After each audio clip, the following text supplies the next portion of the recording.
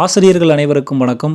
பிடிபிஆர்டிஇ certificate verification மற்றும் counselling ப்ராசஸுக்கான அடுத்த board மூலமாக அழைப்பாணை அப்படிங்கிறது விடுக்கப்பட்டிருக்கிறது. உங்களுக்கு ஆல்ரெடி தெரிஞ்சிருக்கும். சென்னை கார்ப்பரேஷனில் இருக்கக்கூடிய ஆசிரியர்களுக்கு கடந்த 19ஆம் தேதி காலை 10 மணிக்கு சர்டிஃபிகேட் வெரிஃபிகேஷன் மற்றும் கவுன்சிலிங் ப்ராசஸ்க்கான அழைப்புதல் அப்படிங்கிறது அனுப்பப்பட்டிருந்தது. அதே மாதிரி ஆசிரியர்கள் கலந்து கொண்டு சர்டிஃபிகேட் வெரிஃபிகேஷனை முடித்திருக்கிறார்கள். அவங்களுக்கான கவுன்சிலிங் விரைவில் தொடங்கும் அப்படிங்கிற மாதிரி சொல்லியிருக்காங்க. ஸோ அதே மாதிரி அடுத்தடுத்த போர்டு அவங்களோட பணிகளை தொடங்க ஆரம்பித்திருக்கிறார்கள்.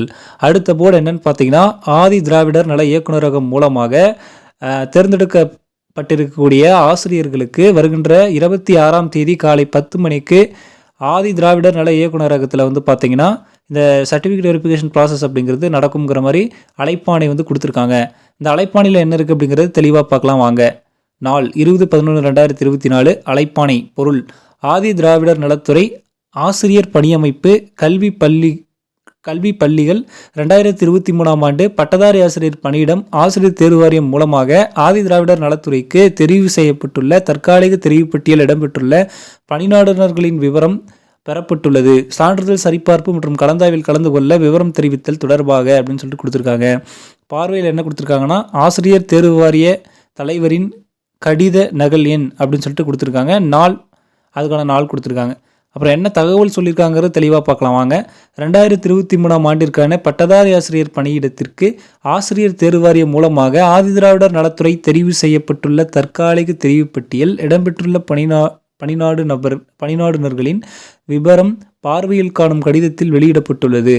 மேற்படி பட்டியலில் இடம்பெற்றுள்ள பணியாளர்களுக்கு 26/11/2024 அன்று காலை 10 மணிக்கு சேப்பாக்கம், சென்னை 5 ஆதி திராவிடர் நல இயக்குனர் அலுவலகத்தில் சான்றிதழ் சரிபார்ப்பு நடைபெறவுள்ளது. சம்பந்தப்பட்ட பணியாளர்கள் மேற்படி சான்றிதழ் சரிபார்ப்புக்கு கீழ்காணும் அனைத்து அசல் சான்றிதழ்களுடன் கலந்து கொள்ளும்படி தெரிவிக்கப்படுகிறது. மேலும் இதற்கான பயணப்படிகள் எதுவும் வழங்கப்படாது என தெரிவித்துக் கொள்ளப்படுகிறது அப்படின்னு சொல்லிட்டு சொல்லியிருக்காங்க. அதே மாதிரி என்னென்ன டாக்குமெண்ட்ஸ் நம்ம எடுத்துகிட்டு போன ஒரிஜினல்னு பார்த்தீங்கன்னா அதையும் கொடுத்துருக்காங்க. கல்வி சான்றிதழ்கள் அசல் மற்றும் நகல் 2 பிரதிகள் 2 காப்பி சொல்லியிருக்காங்க. தமிழ் வழியில் கல்வி பயின்றதற்கான சான்றிதழ் அசல் மற்றும் நகல் 2 பிரதிகள் ஒரிஜினலும் இருக்கணும். அதேமாதிரி ஜெராக்ஸ்ன்னும் போது 2 காப்பி இருக்கணும். மாற்றுத்திறனாளிகளுக்கான சான்று அசல் மற்றும் நகல் 2 பிரதிகள். அதே மாதிரி ஆசிரியர் தகுதி சான்று அசல் மற்றும் நகல் அதுவும் 2 பிரதிகள் இருக்கணும். அதேமாதிரி இனச்சான்று அசல் மற்றும் நகல் 2 பிரதிகள். ஆசிரியர் தேர்வு வாரியம் மூலம் வழங்கப்பட்ட துறை ஒதுக்கீடு அது. அப்புறம் உங்களோட பாஸ்போர்ட் சைஸ் ஃபோட்டோ எடுத்துக்கோங்க. அது புகைப்படம் 2 எடுத்துகிட்டு வர சொல்லியிருக்காங்க. 7 டாக்குமெண்ட் தான் சொல்லியிருக்காங்க. சென்னை கார்ப்பரேஷன்ஸில் கிட்டத்தட்ட நிறைய இதை விட அதிகமான டாக்குமெண்ட் 10க்கு மேலே எடுத்துகிட்டு வர சொன்னாங்க. இதில் 7 டாக்குமெண்ட் தான் சொல்லியிருக்காங்க. அதனால் நீங்கள் இதுக்கு முன்னாடி டிஆர்பியில் கவுன்சிலிங்க்கு போகும்போது என்னென்ன டாக்குமெண்ட்ஸ்லாம் எடுத்துகிட்டு போனீங்களோ எல்லா டாக்குமெண்ட்ஸும் எடுத்துகிட்டு போங்க. ஏன்னா அங்கே போய் இந்த டாக்குமெண்ட் விட்டுட்டேன் அந்த டாக்குமெண்ட் விட்டுட்டேன் அப்படின்னு சொல்லிட்டு பதட்டப்படுறதுல எந்த அர்த்தமும் இல்லை.